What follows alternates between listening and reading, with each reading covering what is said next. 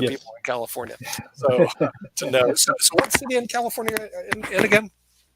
The city is East Vale. It's about just south of Ontario, about an hour east of LA. Oh, really? Okay, an hour east of LA. Okay, so I got the idea where it is. So what is it that you do? I do business development for a company called Dual Auth. We Hmm. have a number of products, primarily in the authentication space. Okay. And we also have, which I would like to talk about today, a product called Filing Box, which is an anti-ransomware product. Okay. So we authenticate users, but we also protect PCs and servers from getting hacked. Really? Okay. We were just talking about cybersecurity today, actually earlier, and I'm see on IBM television. I was going, well, I was telling Kim because she was bringing up the cybersecurity issues. I said, oh boy, they're really exciting. You can For see me. people for you maybe, but see the thing is, the gets up and go, hey, I'm going to watch a TV show. What's it going to be tonight? Well, I'm turning on cybersecurity. Ding. Okay, so the thing is, because cybersecurity doesn't bleed or lead, but it does bleed if you get Hey, hacked. Jack Ryan gets into cybersecurity. That's one hot movie show. Yeah, I like So the Jack Ryan series. I do Yeah. too. He gets into that stuff, forensics and cybersecurity. All right. The Matrix, that's all about the cyber Yeah, world. but Donald has something that's anti-ransomware, and every now and I get those things. I'm going to shut your computer down, destroy all your data files.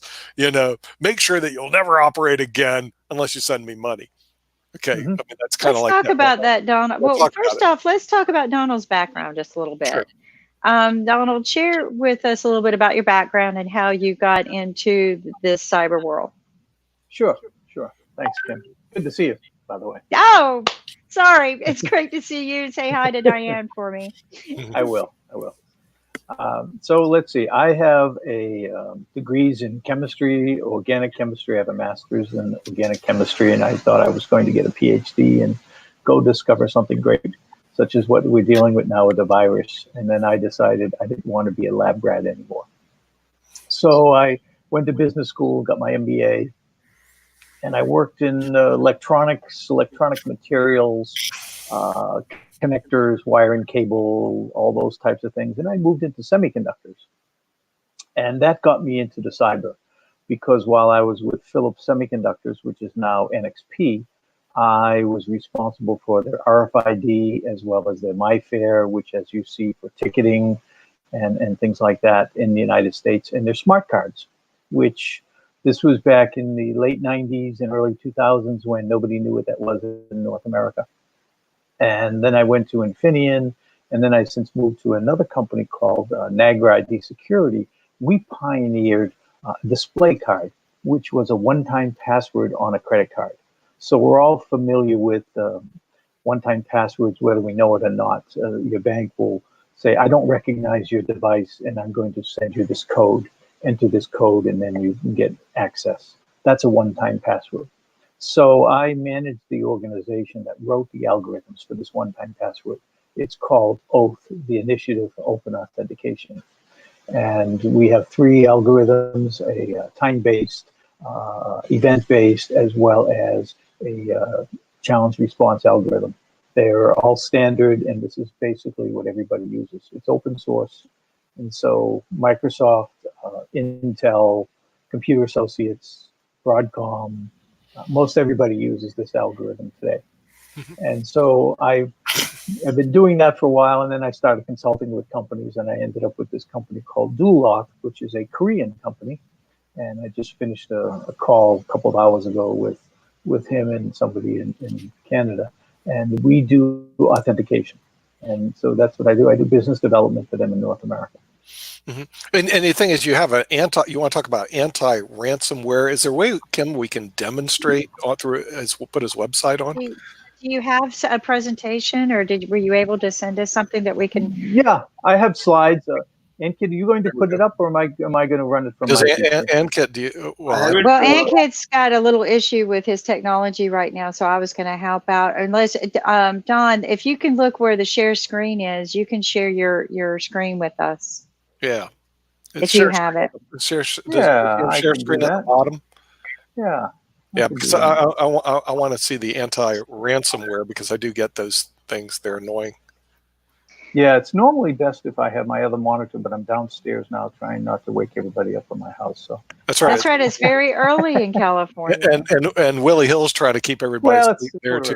8:15. But in Australia it's like midnight. So No, it's like 3 in the morning, I think, no, he right, told me Will? it was Oh, is 12:45. it midnight? Okay. It's a little after midnight. It's He 12. usually stays with us till it's about It's 1 or 2 in the morning. So Oops. So you should be seeing. That's wrong. Okay, you should be seeing my screen now. Not yet. not yet. Not Yeah. yet. Yeah. And if you have sound, you have to click a little button that Yeah, I says saw share your I saw sound. the little sound button, but I've had challenges on this platform sharing screens It's for whatever reason. not that bad once you do it. It's Well, I know, becomes but natural. I must have some firewall or something because I've never on this platform I've never been able to share my screen.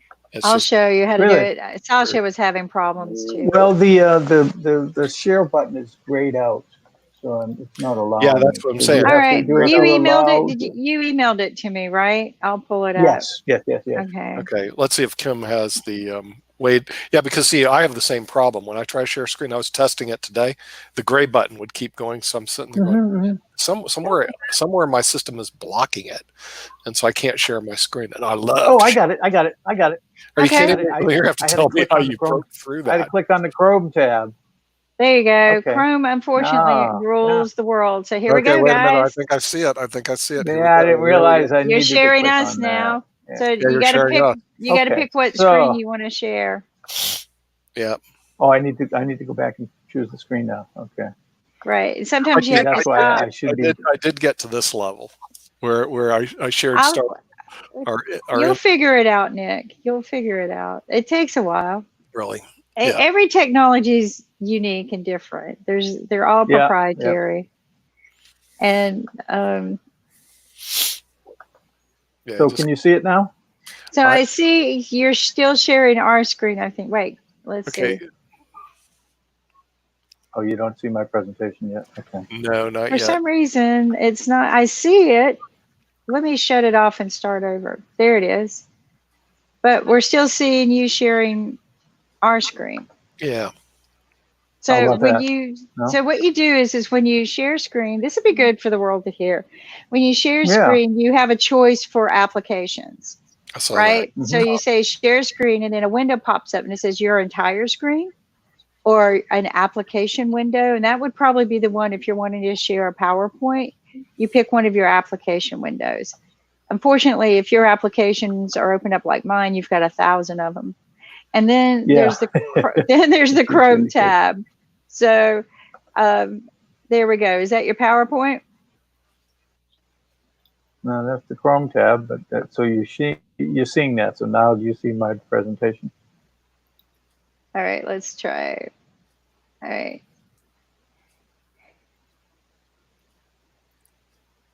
Let's see.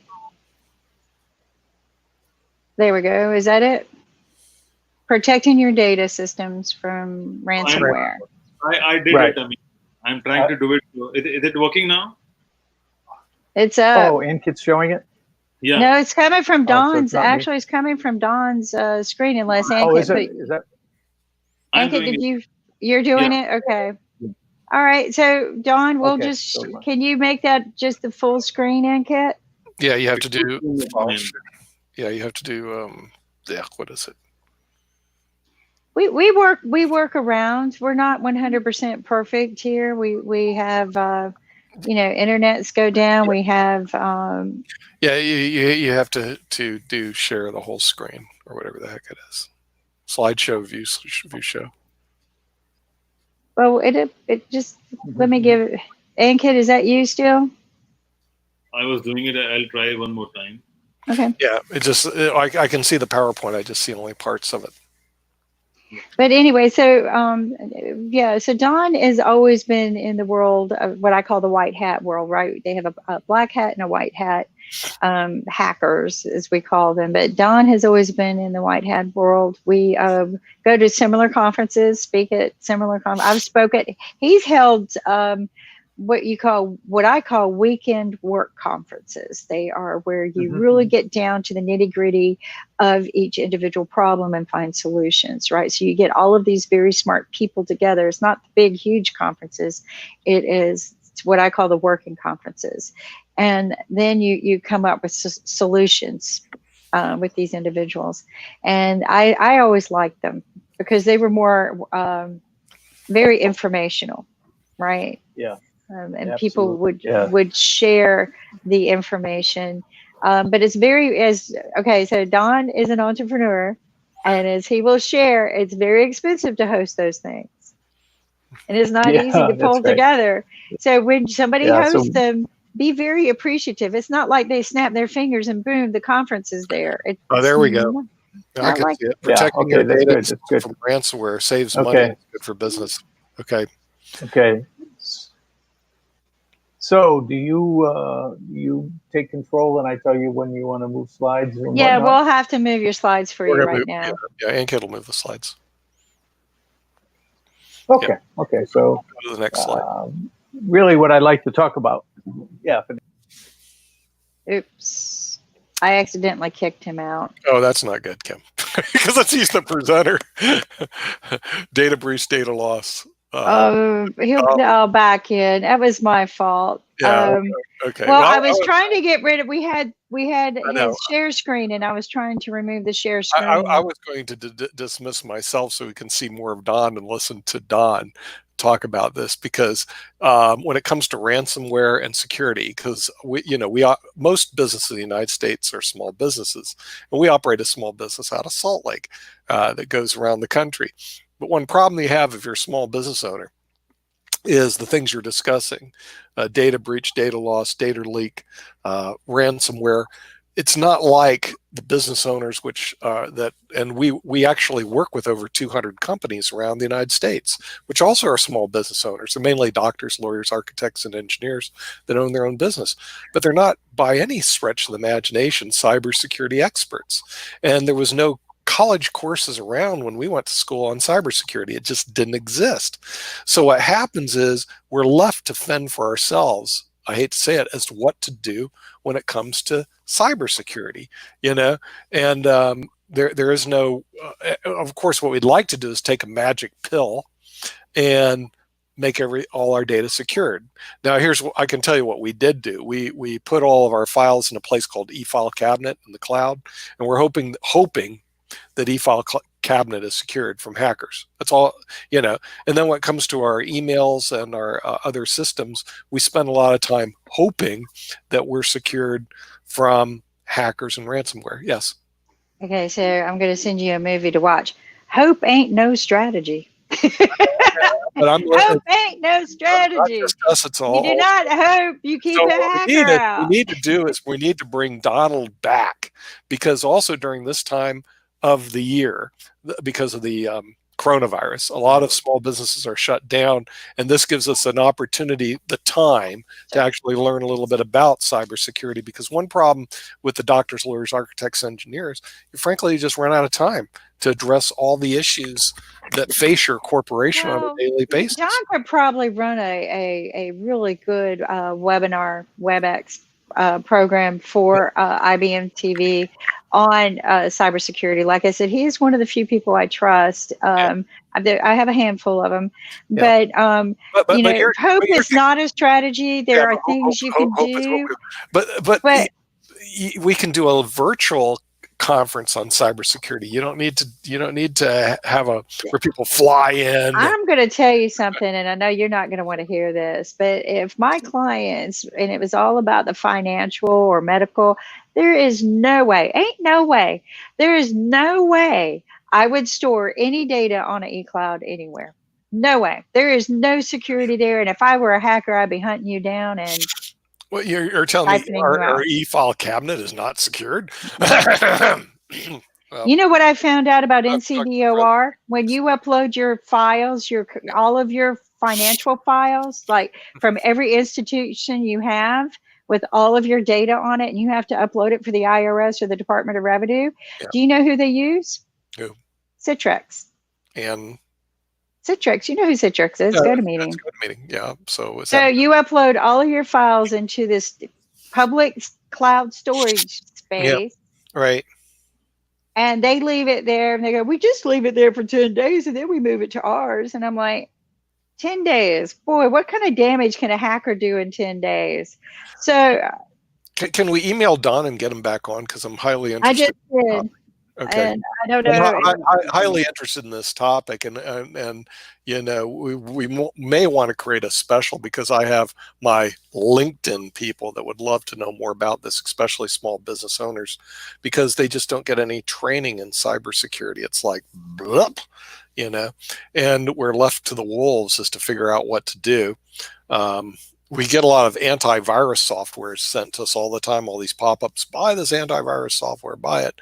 And even with that, because there's just so much, we have to find somebody that can tell us which antivirus software should we be using, because frankly, we don't know. So when it comes to cybersecurity, antivirus software, and IT stuff, we're basically left to the wolves. And we hope that our eFile cabinet keeps our client data safe. Now, ransomware, we've gotten some of those things. I just dismiss them. They always want money, or they're going to shut down my computer. They've never been able to shut down my computer, and they've never got money. But it does worry people. You know, you're going like, what happens if they're actually able to do that? That would be awful, especially when you know, in our business, we get, you know, I know I got 150, 300 emails a day. Next is the same thing. And if you add our 27 employees in Salt Lake, we could be getting literally 13,000 emails a day out of Salt Lake. If you add our 780 producers around the country, you know, you're talking about tens of thousands, millions of emails per day. And to have ransomware, to have a hacker destroy our systems, it would be, for us, it would be as bad as the coronavirus. I tell people that if you're always at risk, so you never should say antiviral will prevent. Okay, it is there to protect, but it's never going to. A hacker will get past anything. Hackers work 24/7. We discussed this earlier. Who has the better incentive? So the tools are there just to help you. But there are things that you can do, and it's part of my consulting, my teaching, and the tools hate me. Yep. The tool industry hates me because I teach the basics of that are better for you. So what I do is I always ask when you get hacked, when it happens, what are the two most important things to you? What is the one thing you cannot lose? That's the one thing you have to take care of. And how fast do you need recovery? How important is it to you, and how fast do you need recovery? Now, I grew up. I started in an industry, listen to this, telecom industry. If that network switch went down, we had a 3-minute uptime. That meant my job as an engineer sitting in North Carolina, when the network switch went down in New York, if it goes down, I have 3 minutes to get it back up. All right. And this is back before we had all of this other stuff. We had direct dialing and remote access, but most of the time we were telling somebody what button to push. Right. So what do you do in a situation like that? How do you protect yourself so that you can recover in 3 minutes? Mm-hmm. Yeah. How do you do it? What do you put in place? Process. Redundancy, yeah. Redundancy, and backup. Right. And then I have to ask people how important it is to you to be recovered in 5 minutes versus 1 hour versus 1 day. And that's how often you back up. So then if you have a redundant system, the other thing is you don't have a redundant system and it sits quiet. You switch it, and the redundant system rotates all the time. Now, this is the big secret, guys. If you're switching your redundant system, then you have a different password login systems. So if you're constantly switching so that they're always running, so that when you need them, you know they work, then guess what? It's harder for a hacker to get in.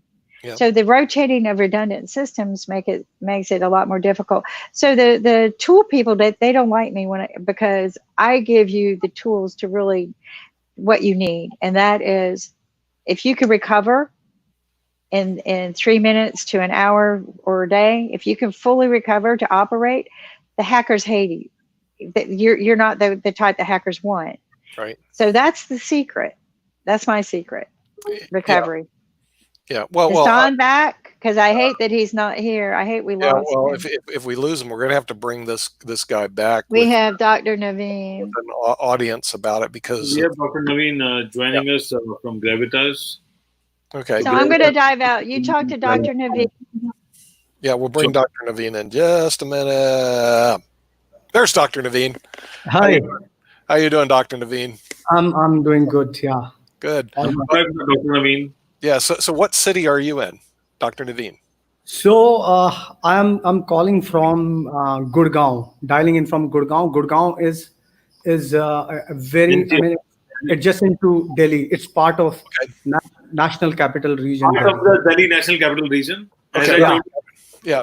So Yeah. very much, you can say very much Delhi, New Delhi, Yes. very much New Delhi. Yes. Ankit is from New Delhi, and below there is Willie Hill from Australia, and I'm from Raleigh, Durham, Research Triangle, United States. So we're all from different parts of the world. So tell us, what do you do?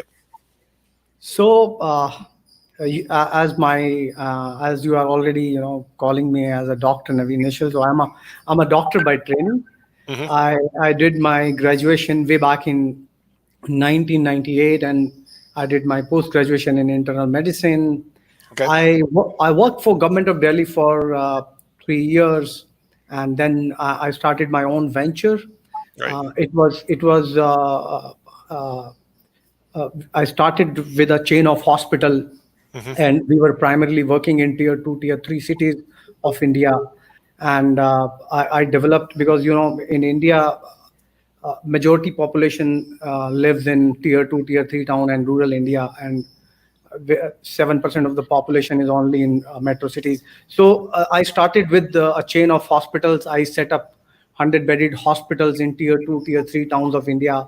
Mhm. And a typical size of a hospital was 100 beds. So Right. it was a 10 hospitals chain. And last year I exited from that hospital chain, and I had hospital management experience of almost 10 years. And before that, I started another company. It's with a tech friend of mine who's from technology, Meadow. In Meadow, we are aggregating clinics in Delhi NCR area, and we will soon, once after this lockdown is over, we will move to Bangalore and other cities of India. So currently, I'm part of Meadow, and we are at 350 clinics, almost the single largest clinic chain in India. Mhm. Plus, why I am here, because of Gravitas. Gravitas is this company is being run by Sumit and Mukesh. So there is another organization called Voice of Healthcare. It's a not-for-profit organization, and it's basically an industry platform where all healthcare stakeholders are part of this platform. And Gravitas is one company as a part of this platform, Voice of Healthcare. So I'm joining you as a Voice of Healthcare and Meadow, you can say. And one is not-for-profit organization, and another other company is a healthcare company. Yeah. Right. Yeah. Wow. Seems like you do a lot of things. You're like an entrepreneur doctor, right? Yeah. Yeah.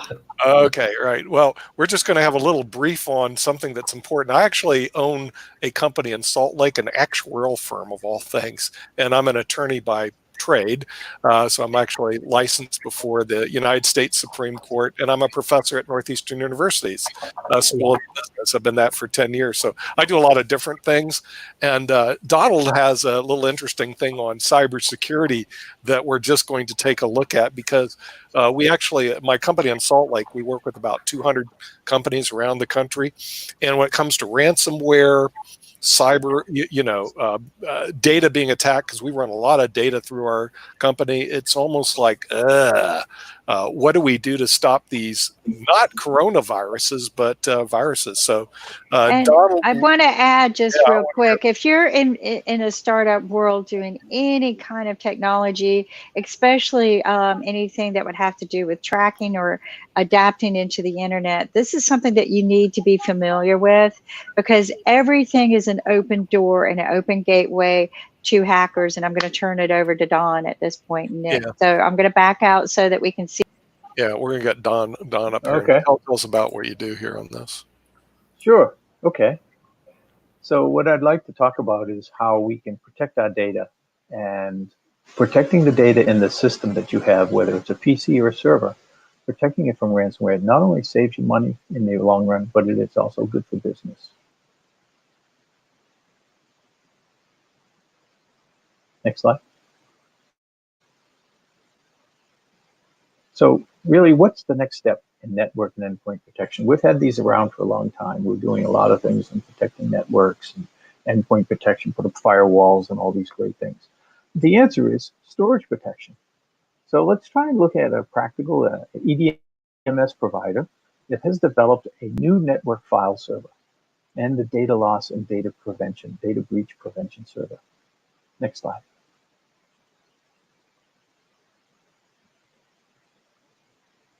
So we can look at the difference between, data breach, data loss, and data leakage, right? You either have the unauthorized transmission of the data, you have somebody stealing the data, or you have somebody encrypting that data, and then you can't get to it, right? Next slide. So the existing problems and the solution, we're going to talk a little bit about that in the ransomware and why we need this, okay?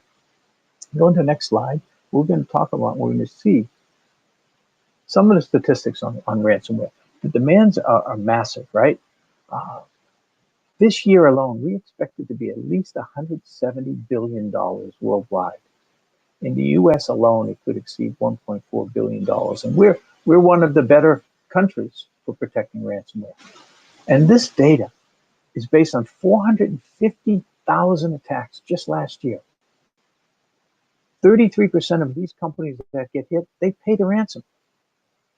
The average cost is $84,000 and 16 days of downtime at a cost of $10K a day.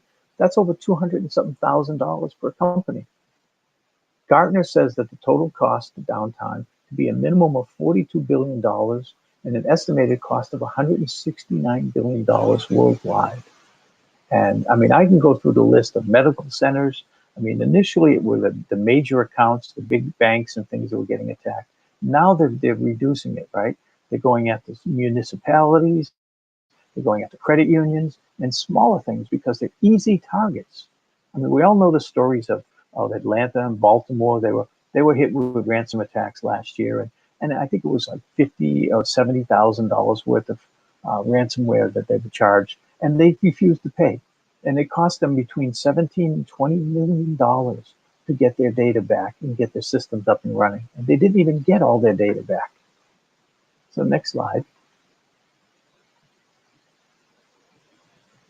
So we want to talk about that. We've done a lot, like I say, protecting our networks with firewalls, trying to keep the bad guys from getting inside, right? In the next slide, we say also, next slide, we show endpoint protection. Same thing. We've done a lot. There are a lot of great endpoint protection companies out there.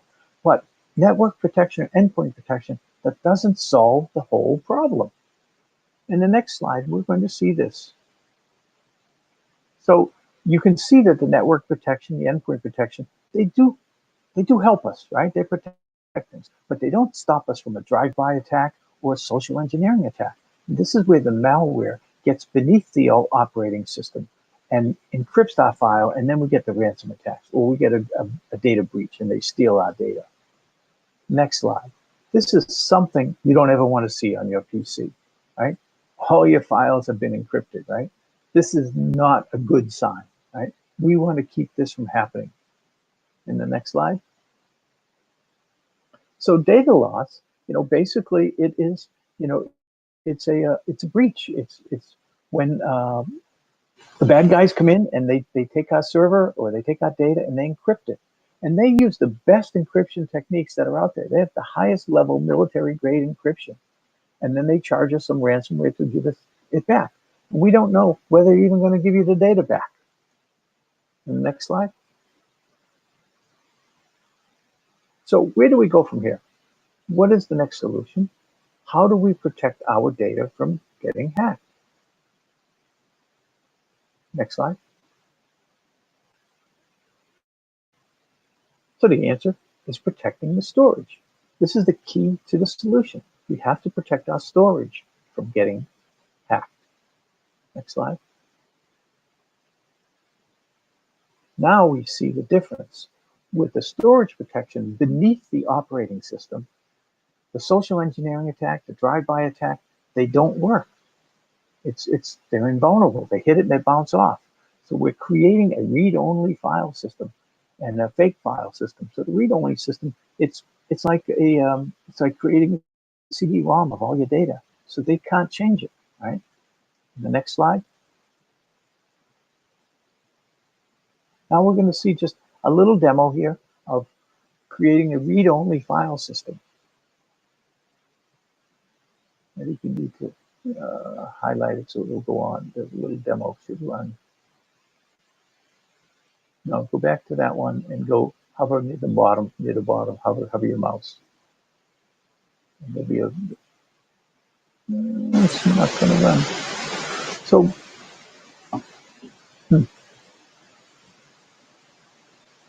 well, basically, if you have the hybrid worm disk, the file is frozen. And the local disk, what will happen is that the ransomware will infect the local disk, and that will encrypt all the data, but it won't touch the hybrid worm disk. That will stay unencrypted, and you'll be able to read the data.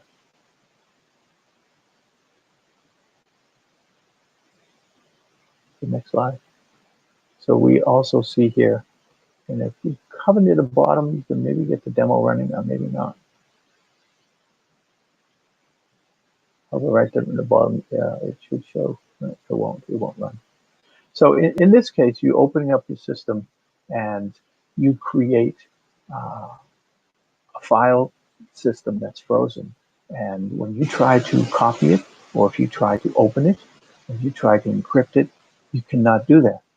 But you, as the administrator, you have the ability to open and make changes to that. You can set the file system so that when you open it, you can access it, make a change to it, or you can open it in a read-only fashion. So you can do it either way. It can be changed by you, and then as soon as you close that file, it goes right back to a frozen state. And you can level the effort that it takes in order to get into a privileged access system. In the next slide. So here's what we're showing. With a registered software, you have the bad guys with the ransomware and the data breach malware attacks going after your PC, your server, anything. But with our storage protection, you access the file with a read-write attribute, and you can only read, creating a read-only file system so they can only read it.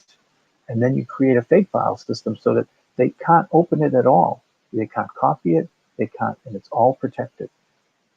Next slide. So we're going to show you just a couple things about the different types of products that are available in the next slide.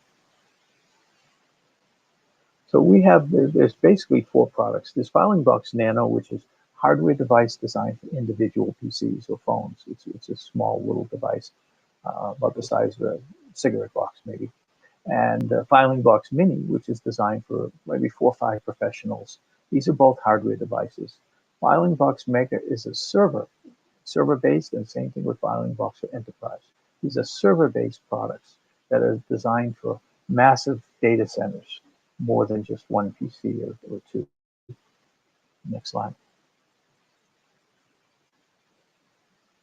So when you have the filing box with your installed with your storage protection technology, it creates the read-only file system, the fake file system, so it protects your PC or your server. And the next slide shows on the enterprise file server with the hybrid worm disk, you can do privileged access management. So you can get into some files and you can protect the other files from not being read or not being copied by anyone. Next slide. And then we have an auto upload that works with Microsoft, and it does with Linux as well. So it uploads the files automatically. The next slide. So that's Filing Box Mini, which is good for 4 or 5 people, and it's a hardware device, and it's movable. It's easily taken with you wherever you travel if you want. Next slide. And then the Filing Box Mega protects web servers, and it connects everything that you have on your server to protect the whole company. In the next slide, we can see this with the Filing Box Mega. We connect a whole host of servers for a company, and the storage, old storage, new storage, it doesn't matter. Next slide. For the government agencies, schools, medical organizations, we're offering special free licenses for a year of the Filing Box. And then on the next slide, we'll see that. So right now we can offer a free license until the end of May for the first 30 customers for the software version. And this is something that we're trying to do to help everybody out. Any questions? What do you think? So, Don, so people are using a lot of different antiviruses. So how do they differentiate the antiviruses while opting it for their offices, for homes, and for institutes and things like that? I'm not sure I understood the question. So I said people are using different antiviruses in their laptops and desktops and offices before they got to know what's thing. So how they can differentiate, or how they can compare to before they buy an antivirus? Okay, so the antivirus, is number one, unless it's updated regularly, it gets old very fast, right? Then there'll be things that are developed a couple days later. But the antivirus doesn't sit underneath the operating system. Yeah. That's the key. So you can still get malware with an antivirus attack. And then people say to me, well, we back up all our data. Okay, that's good. That's a start. It's a good start. Kim, that's the best. Yep. Kim knows I've talked about that, and I tell people, I said, if you're not backing up your data on a daily basis or hourly basis, if you're a big company, you're in big trouble. But even backing up your data, there are companies that make a lot of money in trying to restore those backups, because it takes time and effort to restore that if you have a very complex organization. And so this way, you don't even have to back up the data because it's frozen. So backing up the data is only a half solution. It's not the complete solution. That's what I try to tell people. Those are just good common practices, because you want to ask yourself, how quick do I want to recover, right? And how often should I? Those are good consultants. That comes from smart people like Don. He's not just going to give you the tool. He's going to tell you some other good disciplines. It's because it's not just about the tool, but like I tell people, I've been in the telecom industry since 1984. Security in telecom world was a federal mandated project. I mean, that was our life. But when we came into this internet world, there were too many doors. Everything was open source. Way too many doors were open, and there was just no way to control it. So then, how long has it been, Don? Has it been like 10 years since like the RSAs and stuff like that? Like I remember the first one that I attended to, it was just maybe 1,000, 1,500 people. Now it's like 100. It's the fastest growing industry in the world, cybersecurity, isn't it? That's right. That's right. Even as IT departments cut funding and cut money, the security side is growing. And in most companies today have a CISO. 10 years ago, they didn't have a chief security officer. No, and CTO is mandated almost in most organizations. Well, I always, this is what I told people 5 years ago. Oh, so you're the scapegoat when you get hit. Because I kid you not, back then, think about it. back then when they first started coming out with all this, when a virus hit a big company like Target or, you know, any of the big companies, immediately you have these dark suits and sunglasses come in right to your office, and somebody's going to lose their job. Someone was going to lose their job back then. It's not as bad now because we got policies in place, we got tools in place. So share a little bit more, because you're in this industry, and this is one thing I like about you is you get to know all of the tools out there. You really do your homework. I've worked with you on some things, and some of the things you do are just fabulous to me. What the company, share about the company you're working with now. Sure, I know sure. we just saw So DualAuth, and what I'd love to show you on another broadcast is the auto password. So DualAuth has a series of products for auto password, and it's mutual authentication, and that's really important. So DualAuth has been around about 13, 14 years now. They're based in South Korea, and some of the companies that they're working with, they have in South Korea, the president's house is called the Blue House. So they secure the Blue House. Oh wow! And they don't go. Yeah, that's one of their clients. They have some this is fun for you in the telecom side. They are very strong with Samsung. They're very well connected with Samsung. Samsung had invested into the company early on, and so they've been working with Samsung in protecting that.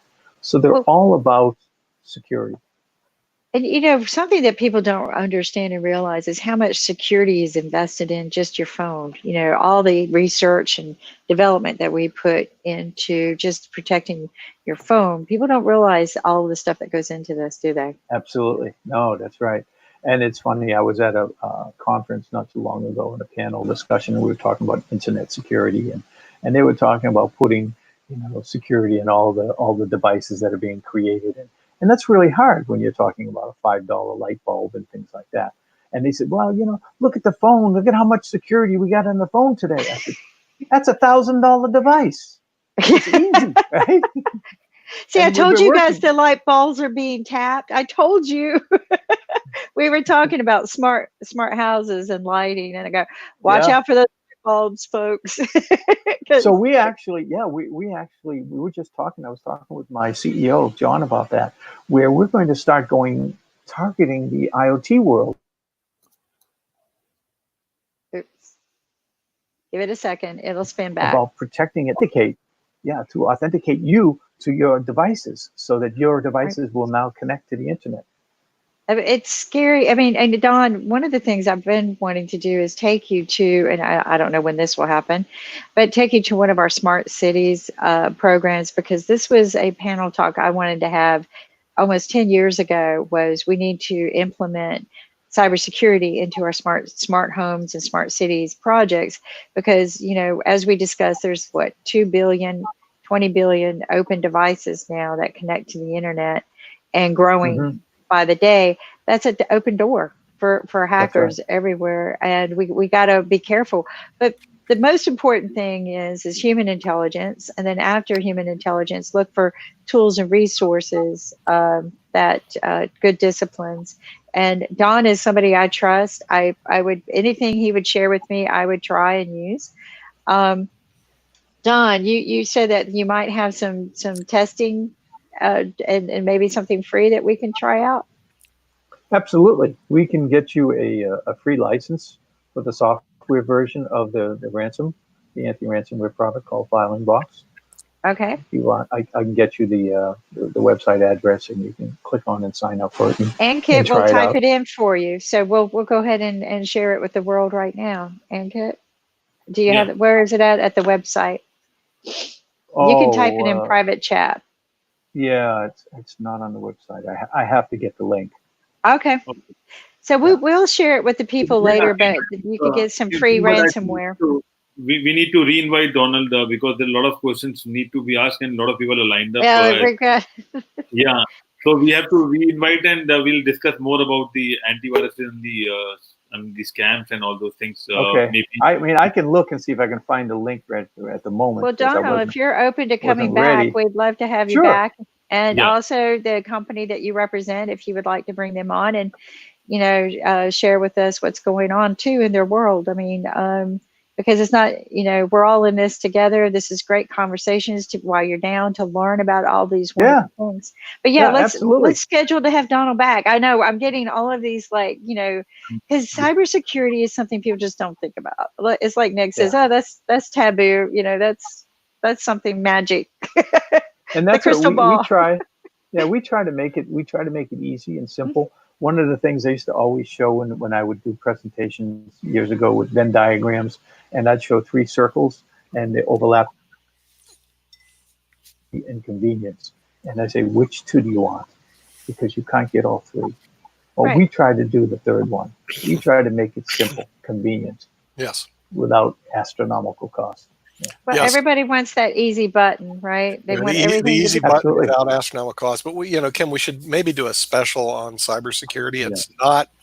I want Ron to run it, so I want a TV show that's. The thing is, it's something that unfortunately everybody who owns a business has to know about, because the small business world isn't given a lot of education in cybersecurity, and this is the time to learn it because a lot of small businesses are down due to the coronavirus. So that's right. I think it's the time to. And it's something you need to think You about. won't believe, we have a lot of questions from our viewers, but unfortunately, because of we just don't have time. We just don't have the bandwidth or time right now. Back. So we'd like to bring you back, and maybe and like Nick says, if you're up for it, maybe do a special series. So thank you, Donald, and give my love to Diane. Thank you, Mr. I will. All right. Okay. I would like to welcome Ars from Gravitas. Ars is the CEO of the company. And Ars, can you introduce yourself to our board? He needs to turn on the mic. You need to unmute the mic. Yeah. Ars? His mic is muted. Ars, you need to unmute the mic. There's a button at the bottom which says unmute. Yeah, I can't unmute him. He's going to have to do it.